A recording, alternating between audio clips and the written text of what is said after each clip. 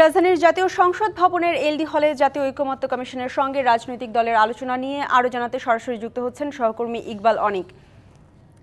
অনেক জানাবেন, বৈঠক তো আসলে ৩টায় শুরু হওয়ার কথা, কি অবস্থা সেখানে? আরেকটা বিষয় জানাবেন যে জাতীয় ঐকমত্য কমিশনের আজ সংস্কার প্রস্তাব জমা দিয়েছে জামাত। সেখানে তারা বলেছে যে নিরপেক্ষ নির্বাচনের জন্য যতটুকু সময় অন্তর্বর্তী সরকারকে দেওয়া দরকার তারা ততটুকুই দিবে। সেক্ষেত্রে নির্বাচন যদি পিছিয়ে যায় অন্যান্য দলগুলো সেটি মেনে নেবে কিনা?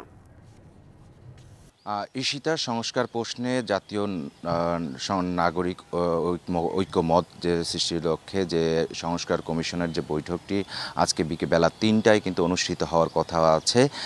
এখন এই সংস্কার কমিশনের যে বৈঠকটি রয়েছে সেখানে অংশগ্রহণ করবে এলডিপি।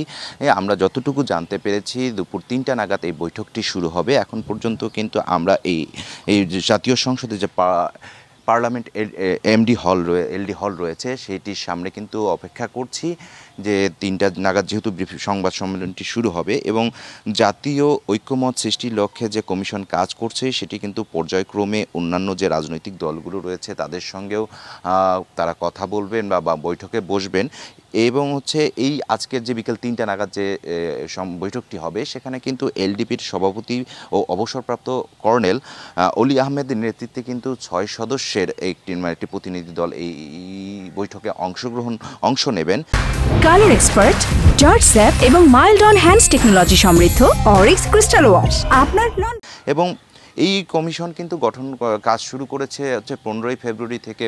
এই কমিশনের প্রধান কিন্তু ডক্টর মোহাম্মদ ইউনূস, প্রধান উপদেষ্টা, তিনি সহ প্রায় 6 একটি কমিটি গঠন করা হয়েছে। সেই কমিটি কিন্তু কার্যক্রম চলমান রয়েছে এবং প্রথম পর্যায়ে সংস্কার কমিশনগুলো কিন্তু সংবিধান সংস্কার কমিশন, জনপ্রশাসন সংস্কার কমিশন, নির্বাচন ব্যবস্থা সংস্কার কমিশন, তারপরে বিচার বিভাগীয় সংস্কার কমিশন এবং দুর্নীতি দমন সংস্কার কমিশন যেগুলো রয়েছে তারা কিন্তু 13 মার্চ তারা কিন্তু বেশ কিছু সুপারিশ জমা দিয়েছে এবং রাজনৈতিক দলগুলো কিন্তু বেশ কয়েকটি রাজনৈতিক দলও কিন্তু সে সময় তাদের রূপরেখা দিয়েছেন কি সংস্কার করতে হবে।